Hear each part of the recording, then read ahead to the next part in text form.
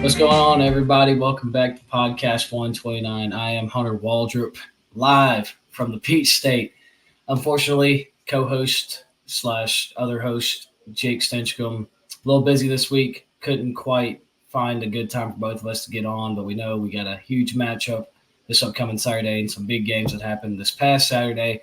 So we felt the need that we still need to come on here. I'm going to be doing most of it today. I still got Jake's. He sent me a lot of stuff on the phone that he wants me to say on his behalf, I should say. But if you thought I came alone, you thought wrong. Please welcome on Mr. Tyler Vaughn. What's up? Usually producer Tyler, but today he is co-host Tyler. So It's Tyler live from the Bluegrass State. that's right, the Bluegrass State. Oh yeah, good old Kentucky. But Tyler, I know that we usually let Jake do this, but I want to see what you got. All right, so everybody go subscribe to the Instagram and to the Twitter at podcast_129. We really appreciate you guys giving us a follow, and we're working on getting out all of our posts to you, and that way you can see what's going on if you don't have time to listen to the episode.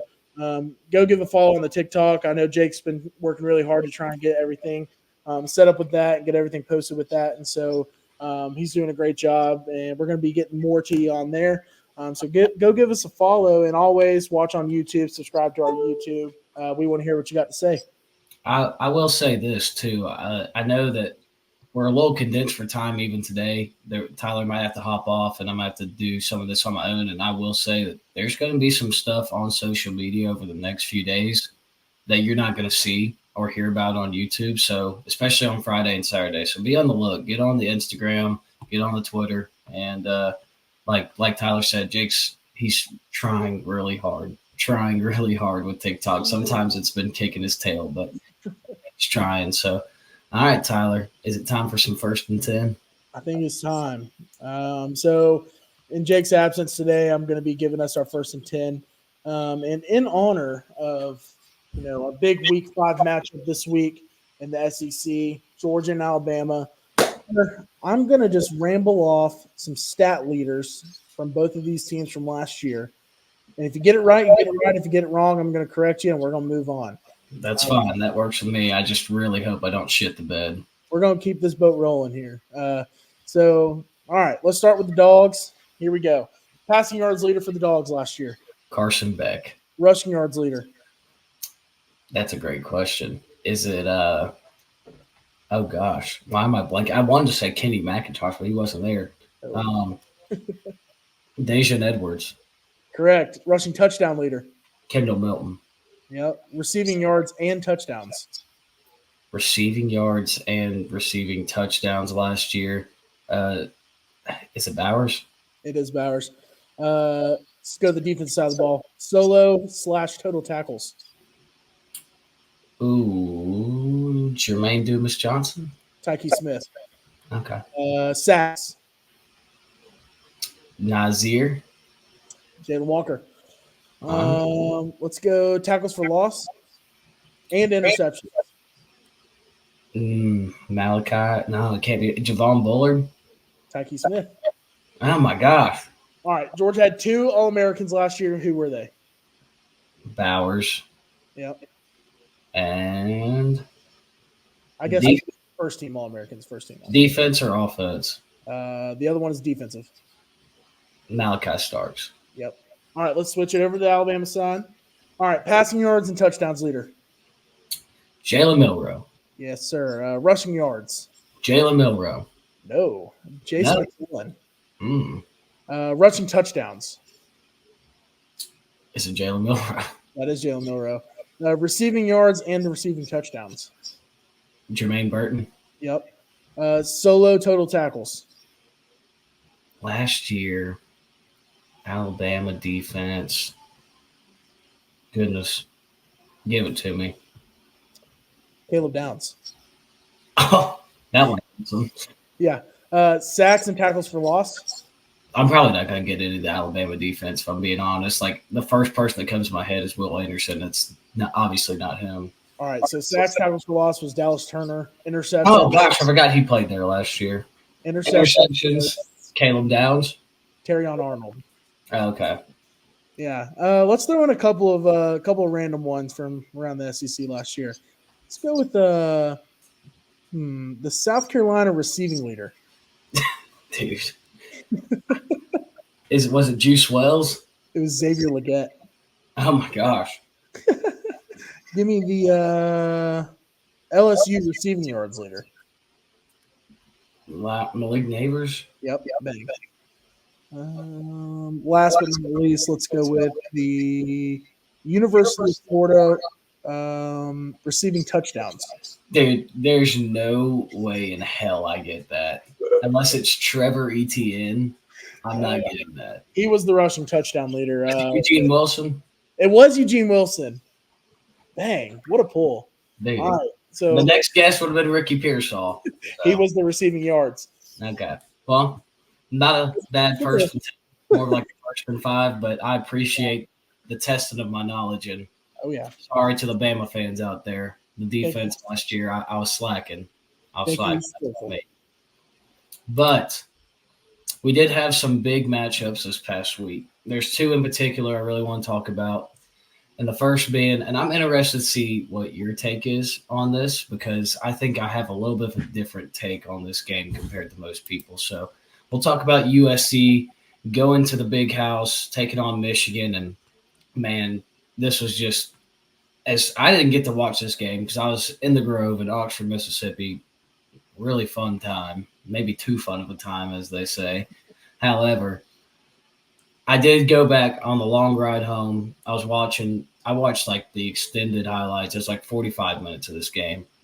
And like my heart just like sunk and broke when Mullins ran into that end zone. And I'm not even like, I have no fandom towards USC at all, but like I felt bad for those guys. So what was kind of like your take, and where do you think these two teams, like what's their trajectory now, and where do you think they might end up? Yeah, I thought this game was going to go completely different than it did. Michigan was up at the half, kind of big, and I still had a lot of faith in USC, had a lot of faith in Miller Moss, and obviously that did not happen the way that I kind of wanted it to. But I'm worried about this USC team. Michigan passed for 32 total yards, and you lose the game. I think that's a big red flag with that defense, giving up 290 rushing yards. I mean, you should never give up almost 300 rushing. So I'm holding up a red flag when it comes to USC right now. I don't really think they're going to be able to compete with, Oregon or Ohio State, especially now that I've seen them give up this game to Michigan. And for Michigan, Jake texted us after the game, and he said, "What if this is the start of the Michigan run?" I don't think so. You don't have a quarterback over in Ann Arbor, and that's going to be a problem. I know they didn't have one last year, but at least he was a little bit more competent than having 32 yards passing on 7 of 12. I don't think they've got it. I don't think they've got it going on like people are trying to say. And so I think both of these teams are going to end up being a disappointment in the end. I'm going to be honest with you.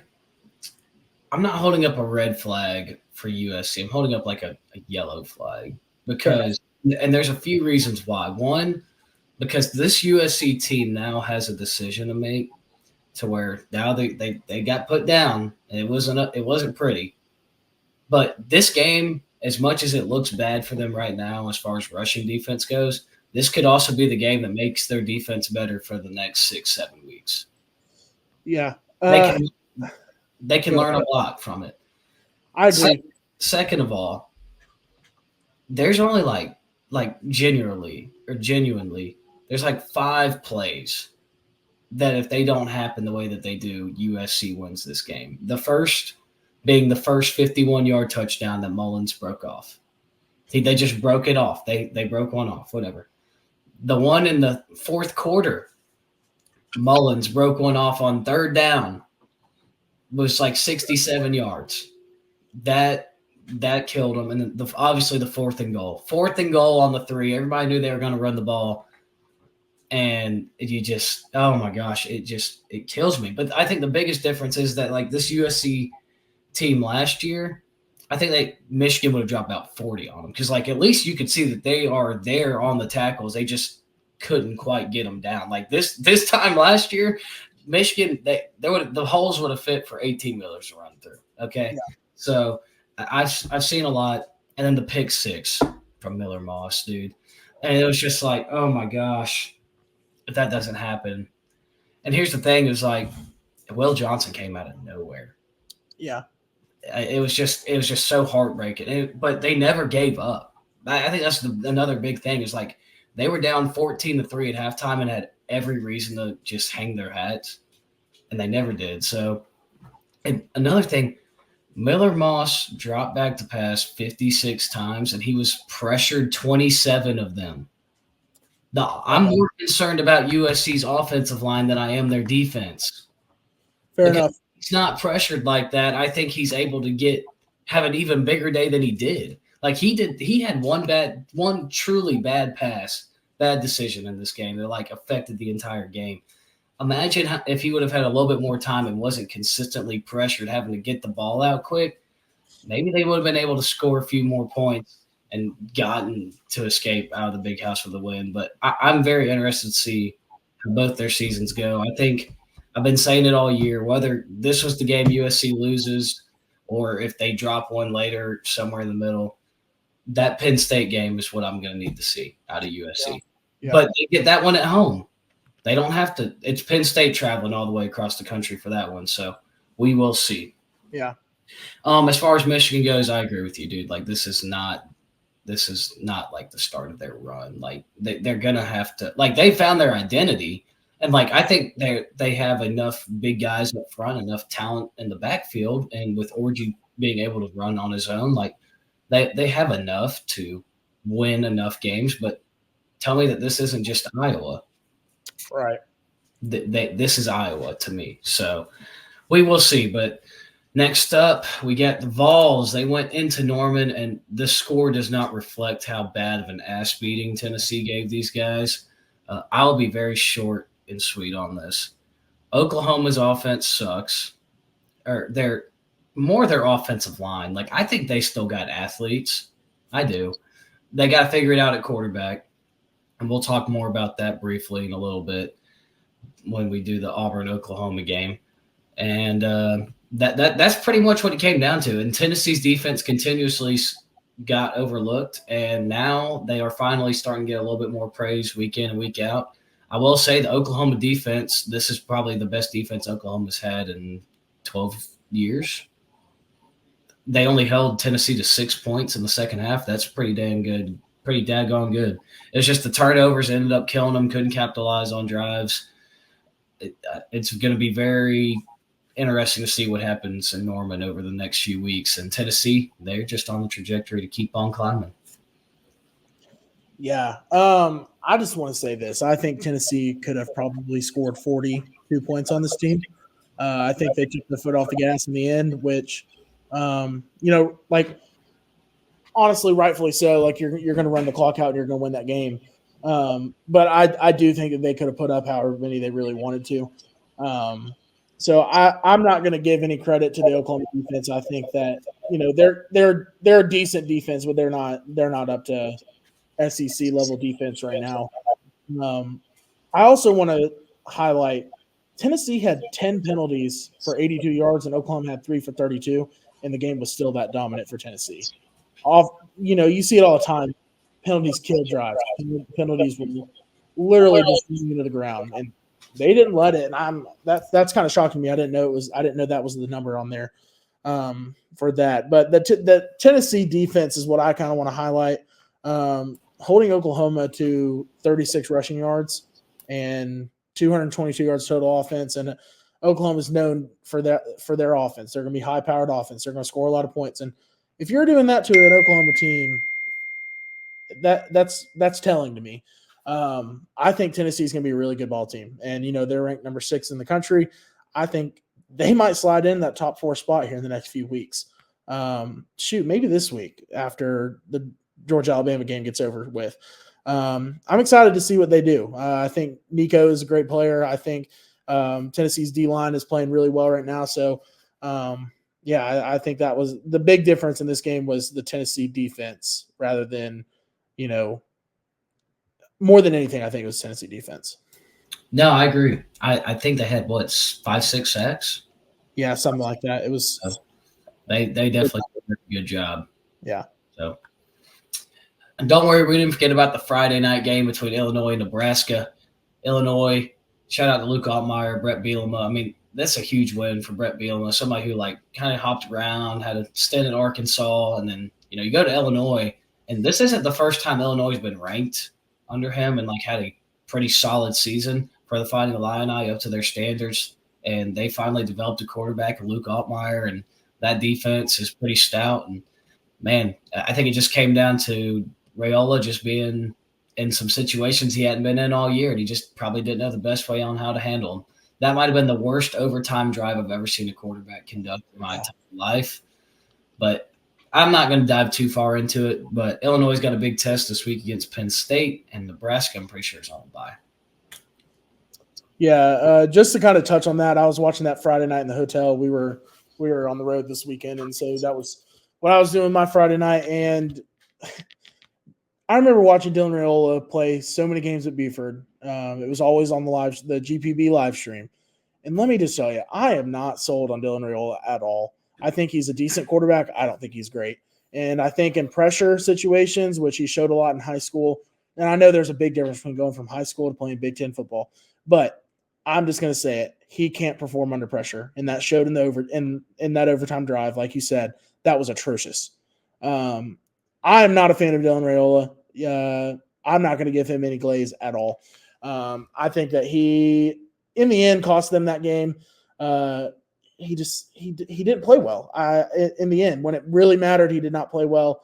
They jumped out on top at the half. They were up by 7, and they gave up 14 points in the second half to let Illinois come back in it. And I think that Dylan Raiola is not the truth. So that's all I got to say. I don't think that's that bold of a take, but he is young, so it might be the best thing for him right now. He can definitely develop. Utah, Oklahoma State. I literally did not watch this game, if I'm being completely honest with you. I did see bits and pieces on the way back from Mississippi. All I know is that shocker, Cam Rising didn't play after everybody said he was going to, and Utah still found a way to win.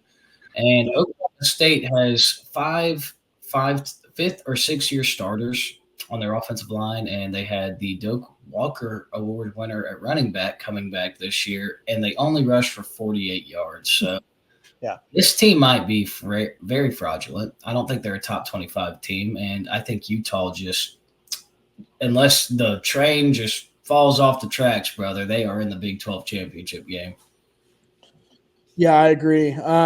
Obviously, they're missing Cam Rising a lot right now, but I'm not going to highlight them. I'm going to agree with you there. I think Oklahoma State might be the biggest frauds in college football this year besides Florida State, which at this point I don't even know if they're frauds. They just suck.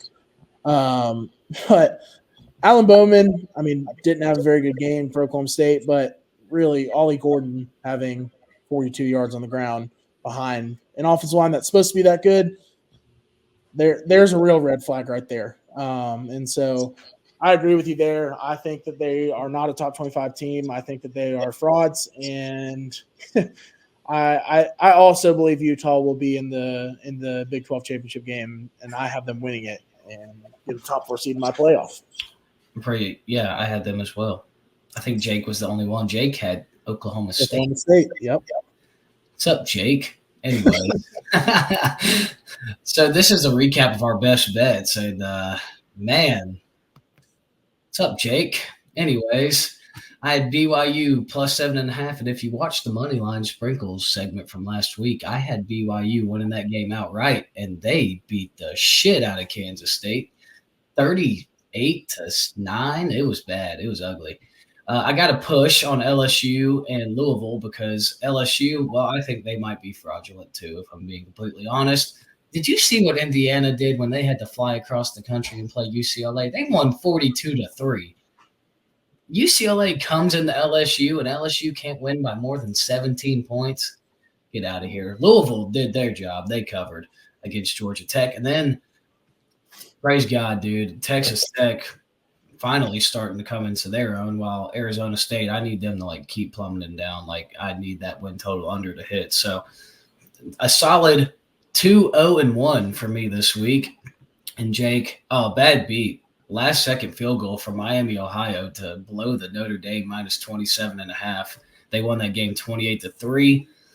Iowa unders are no longer a wagon. That hurts my soul, but it's okay. You know why? Because I have a new wagon, and you'll see it in a little bit for unders. And then, oh my gosh, you want to talk about bad beats? And Tyler and I received a text message about this one. Oklahoma first quarter +3. They had it. I mean, there was like literally 5-6 seconds left on the clock, and then Nico throws a dime across the middle of the field, and Tennessee breaks a 65-yard touchdown to cover in the first quarter. So, Jake, 2 bad beats this week for you. I'm sorry. But that is just a quick recap of what we had this past week. And oh boy, this is it right here. This is the game of the year up to this point. This is being recorded on September 25th. This game is on, what would that be, the 28th? September 28th is when the Georgia Bulldogs travel to Tuscaloosa, Alabama. They are 2-point favorites right now. And man, talk about a tale of 2 different trajectories heading into this game. Complete opposites. So, Tyler, I'm going to let you go first, and then Jake has sent me a long text message on what he wants me to say on his behalf for this game, and then I will close this out. All right, so I just want to say, man, I think Jake's kind of hit this on the nail on the head here. I think that game against Kentucky was everything that Georgia might have needed to come out and just absolutely obliterate every team that they play. However, they're playing the Alabama Crimson Tide, and we have seen how they play against Alabama.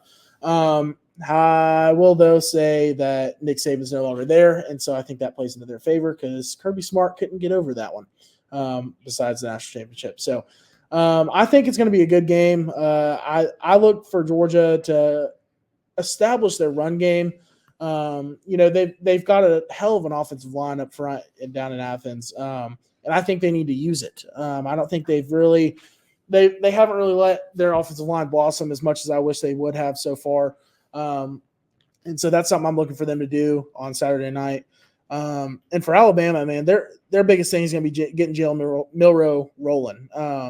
He's got to get started early, and he's got to get going quickly because if you fall behind to Georgia, them being a second-half team as it is, it's going to be hard to catch up. So I think Alabama's keys to success here are getting Milroe going early, trying to establish a run. That's going to be hard against that Georgia box. But, I think that they've just, like I said, they've got to get their offense going. And if they can do that, they're going to be okay. They're going to be solid defensively. They have a good defense. But I think that offense is their question mark for this week against a really solid Georgia defense. We've seen it time in and time out. They're the only team in college that hasn't let up a touchdown yet. If they can get that offense going, it's going to be a real fun game to watch. But if they don't, if they start out slow, it might get ugly real quick because I know Georgia's getting amped up for this one, especially after their performance the last time they were out on the field.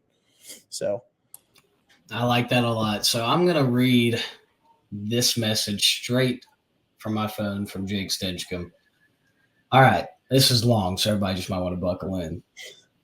He says, and I quote, "The Dogs have to find a way to run the football effectively on Saturday. Getting ETN and the running backs going early will lead to opportunities in the passing game. Kirby said in his presser today that the tight ends haven't been asked to do as much up to this point. But as the season goes on, that will change.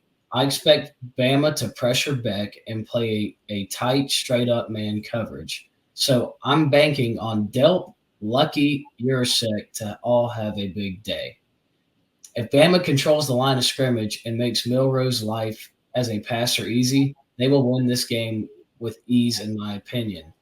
His athleticism alone can keep their offense moving. So if they can simplify his job on Saturday from a passing perspective, they'll be in good shape. The way that the Heisman race works, either QB could jump up to the top of the odds after Saturday. Both of them could have their first Heisman moment of the season with a marquee win. Biggest game of the year up to the date. Hell, this could be one of the biggest regular season football games in our lifetimes that we've ever seen. Take it in, ladies and gentlemen. It doesn't get any better than this. End quote. Well said. That was very well said. And I mean, he did it in a very short amount of time. So he knew what he wanted to say. I agree with him on both perspectives as far as Bama. Man, if Georgia gets no pressure, they're not winning. It's that simple. If they get no pressure, they're not winning. And the tight ends have got to get going. Now, I will say Lawson Lucky's got a few more receptions than Oscar Delp this year, if I remember correctly. But also, it's not just the tight ends. I think Georgia fans kind of rely on tight ends because we've had such a good one for the past 4 years. Yeah. It's not just the tight ends. All I've heard is that this is the deepest wide receiver group that Kirby Smart's had to work with.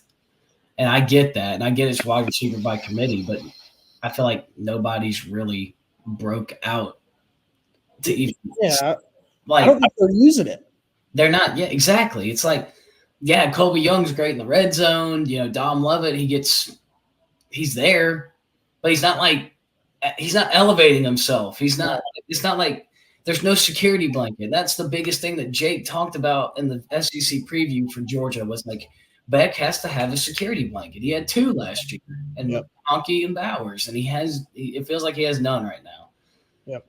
London Humphreys is out, so I think that's going to be a big roll into this too, because in the biggest game that Georgia's played up to this point, being against Clemson, London Humphreys, I'm pretty sure, led the team in receiving. He was like the security blanket that game. So I don't know. I think tight ends definitely have to get going, like Jake said. But man, to pick a team in this game, it's impossible. Here's the thing, dude. Growing up, state of Georgia, obviously attended a lot of Georgia games, all that stuff. If I pick against them, I'm gonna feel like in Georgia. If Georgia wins and I pick against them, I'm never gonna hear the end of it. Yep. And I'm gonna feel like a complete dumbass. Yeah. But if I choose Bama, or if I choose Georgia, and then Bama wins, I'm gonna be like, dude, I've been saying this for weeks. I've been saying this all offseason, like Bama was gonna get Georgia, and then I just go against my word. I'm gonna be like, oh yeah, Bama's Georgia's kryptonite, dude. And I don't. Somebody told me today. Yeah, but that's a Nick Saban thing. That's all I've heard is it's a Nick Saban thing. Like, last I checked, Jalen Milroe 1-0 against Georgia. I'm just saying. And furthermore, last I checked, Kalen DeBoer took a bunch of 3-stars to the national championship and beat Texas last year. So, but it's like, I don't know. I can't really choose a side. I already made a bet with somebody saying if I pick Alabama in this game, and Georgia wins and covers, when we review this game next week, I will come on here with a clown nose and wear it for the entire segment. So, and I'm going to feel that way regardless if I choose a team and then the opposition wins. So, kind of my thing here as far as picking an actual winner is I think Georgia's beat up on the offensive line a little bit. Obviously, Tate Ratledge going down is huge. Kentucky generated a little bit more pressure than I think a lot of people anticipated. I think LT Overton might have a day up coming off the edge for Bama. I think there's still a lot of question marks in the Bama secondary, though. But how well is Georgia going to be able to protect Carson Beck? Can he get comfortable? It's like Carson Beck has not won a big game at the University of Georgia yet. His biggest wins come across winning at Tennessee last year and beating Missouri at home. Those were his 2 biggest wins as a starter. Don't tell me Florida State was a big win. They trotted the freshman team out there last year. So, oh, man, it's just I'm having a hard time doing this. But I think the biggest thing and the biggest reason why I'm going to do this is because I saw how Vandegrift was able to get those yards on 3rd down, escape the pocket, use his legs. And I think Georgia's just going to have to prove it to me, man. They're going to have to prove to me that they can beat Alabama and that it is a Nick Saban thing and it's not a Kalen DeBoer thing. I think Bama still got a lot of good players that Saban has. I'm going to pick the Tide to win the game and obviously cover the 2-point spread. Yeah. I can't bet. I don't bet. But if I had to make a choice here, I'm going to go Alabama. During my editor's note, if I get proved wrong by Georgia, I'll freaking wear a clown nose if I have to. But I think Georgia struggled against Kentucky, and I think Alabama's going to be able to pick them apart. With getting pressure. I know I just said that Georgia's offensive line is really good, but I kind of forgot about Tate Rowledge being down, and so that's your best offensive lineman. That's the anchor of your offensive line, and so I think that's gonna hurt Georgia a lot. Like I said, Alabama does have a really good defense. They're going to be able to make pressure regardless, but I think now they're going to be able to get a little bit more. So yeah, I think if I had to pick one team here, I would probably say Alabama. I'm gonna pick Bama to win and obviously cover. 2 impact players. I'm gonna go with Kendrick Law on the offensive side of the ball for Alabama. Well, here's the thing. I think whoever can establish the line of scrimmage will win this game straight up. But I think everybody's talking about Ryan Williams, which Tyler, by the way, did you know Ryan Williams was 17 years old? Don't know. He's 17. Did not know if anybody knew that. But I think Kendrick Law is going to be the guy. I think everybody's going to key in on Ryan Williams, and I think Kendrick Law has the ability and the talent to just break out whenever. And then obviously Bama has one of the best running back rooms in the country. So, and then on defense, I already mentioned him, LT Overton. He's going to line up on that left tackles, and I think he's going to give him hell. So I'm going to pick Bama, but here we go. I'm just going to be honest right now. We saw this with Michigan. Michigan lost at home to Texas and then turn around 2 weeks later to play a pretty good opponent at USC. I'm not comparing any of these teams together, but it's just like everybody's kind of writing off Michigan, and they found a way to win when it was hard with their backs against the wall. And I would not be surprised if Georgia did the same thing. So yeah, going off of that, Georgia struggled against Missouri 2 years ago and almost left Missouri with a loss, and they didn't. So 2 weeks ago, they go to Lexington, and they struggle and almost leave with a loss. And 2 years ago, they ran the table from there on out. I mean, the only team that came anywhere close was Ohio State, which was the true national championship. I think that this game is Georgia's true make or break game. If they don't come out there and they don't play well, I'm gonna throw in that. It's a long season, and I think my disappointing take for most disappointing team might actually come to fruition. Now, granted, I will say this: I had them losing this game in the preseason, but I only had them dropping 2. And maybe this will be the true wake-up call. Dude, I don't know. Here's the thing: you said they ran the table, but here's who they were playing after they've lost to Missouri 2 years ago. They had to play South Carolina, Kentucky, Vandy. They got Ole Miss on the road. They got Texas on the road this year. They got Tennessee, a top 5 Tennessee team. So, going to be interesting to see. But I knew that was going to take up a lot of our time. But I'm picking Bama. Tyler's picking Bama, and y'all see that Jake will choose Georgia.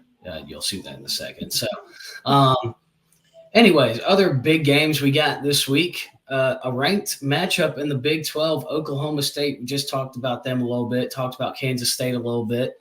I actually have a little bit more on this game, and so does Jake in a little bit. And I like how we're just leaving all these cliffhangers here. But the biggest thing I want to point on in this game is this is like make or break for Big 12 championship right here. I think there could be if everybody truly were to beat each other up and, a 3-loss tiebreaker, whatever, but you don't want to be in that position. You want to still be in that 1-loss position. And this game is massive for both of these teams.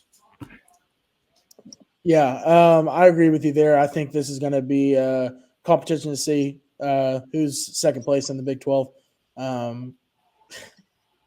I think Oklahoma State's frauds, but I also think Kansas State is a bunch of frauds, and I don't really know where I would go with this game, to be honest with you. I don't know who I would pick to win.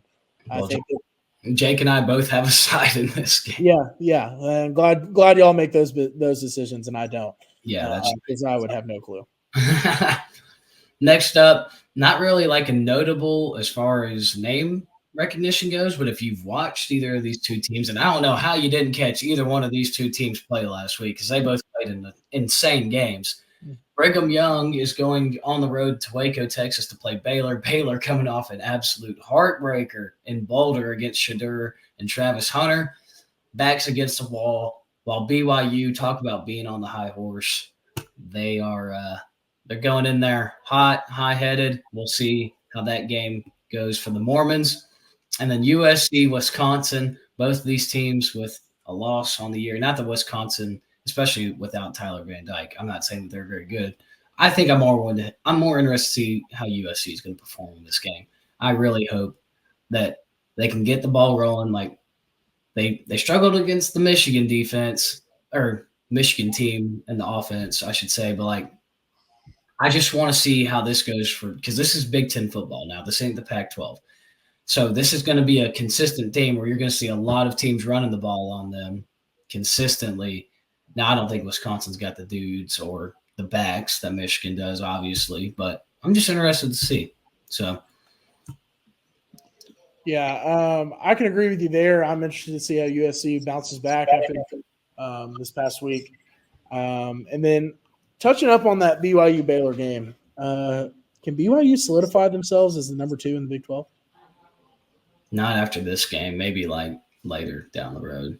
I think they're a little fraudulent. You know, they like got outgained by like 175 yards against Kansas State, and Kansas State had like 3 turnovers. Not saying that they are good by any means, but is the Big 12 that weak? It might be. No, I see what you're saying now. But yeah. Dude, could you imagine a holy war, Utah versus BYU in the Big 12 championship? Oh, that would be freaking awesome. That'd be insane. All right. Oh, shoot. We still got, what is that, 4 more games on here? A couple more. Oh, Jake had comments on Louisville versus Notre Dame that he hit on. He says, I got Notre Dame 19-13. Everything has been perfect for Louisville up to this point. Georgia Tech game was closer than it looked on the scoreboard.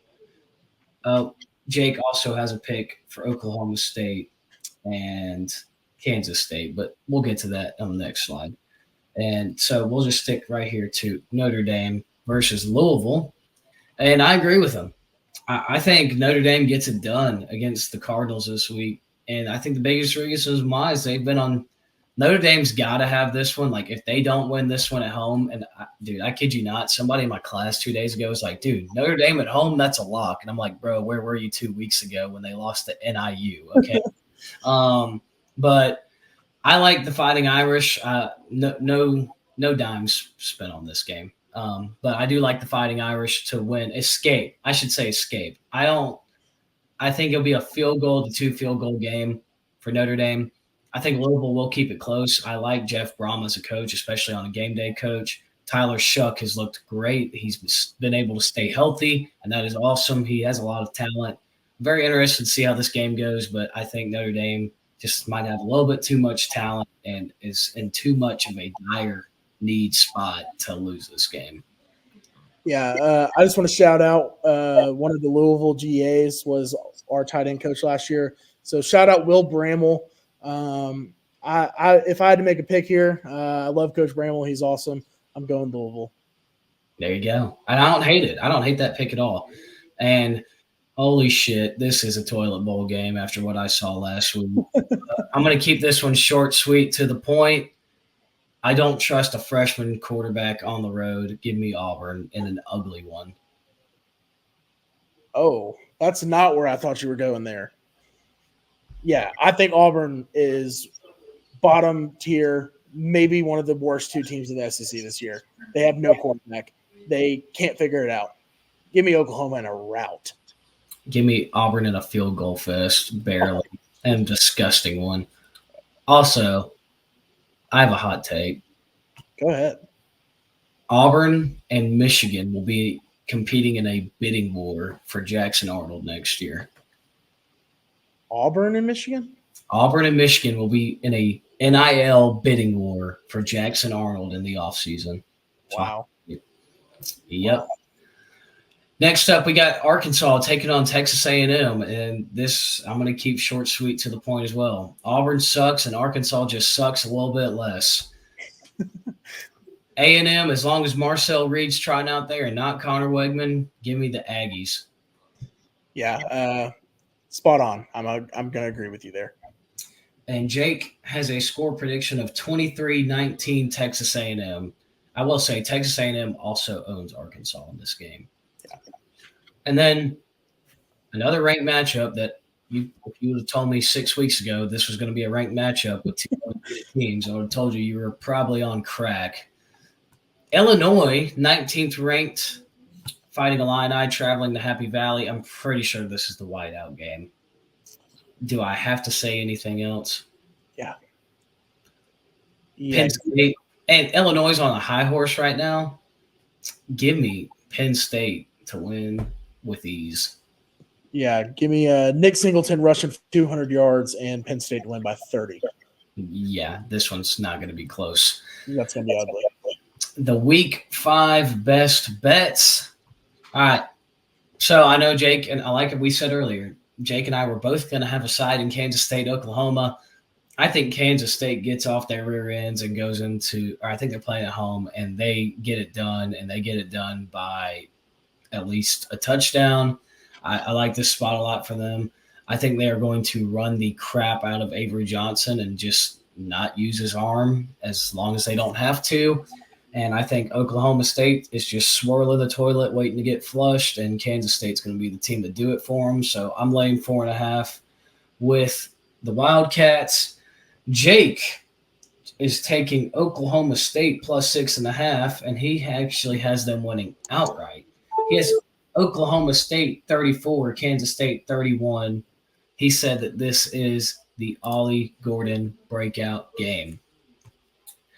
My second best bet of the week, and I know I mentioned earlier, I was like, yeah, the Iowa underwagon is gone, but the Michigan underwagon has just started. Give me the Michigan-Minnesota under 42.5. That's in a teaser. I already talked about them. Baylor, they got Brigham Young this week. They're favored by 3.5, and Jake's he's laying them straight up with 3. I don't know. I feel more comfortable at 3.5 right here for the Bears, where we both love Baylor this week. And last but not least, my last bet would be Miami, lay all 18. This team is leaps and bounds better than every team in the ACC, maybe except for Clemson. They got Virginia Tech coming into town, and Virginia Tech, talk about disappointing. And they're not as disappointing as Florida State, but man, the expectation and the hype for this team coming into the year was through the roof. I think Miami is going to blow them out of the building on Friday night. And Jake's last best bet of the week is the Georgia money line at minus 125. I know that Tyler and I said that if we had to choose a side in this game, we would go with the Alabama Crimson Tide. I picked Alabama to win the game. Tyler picked Alabama to win the game. I know for a fact that me and Tyler will not be wagering the first dime on this football game.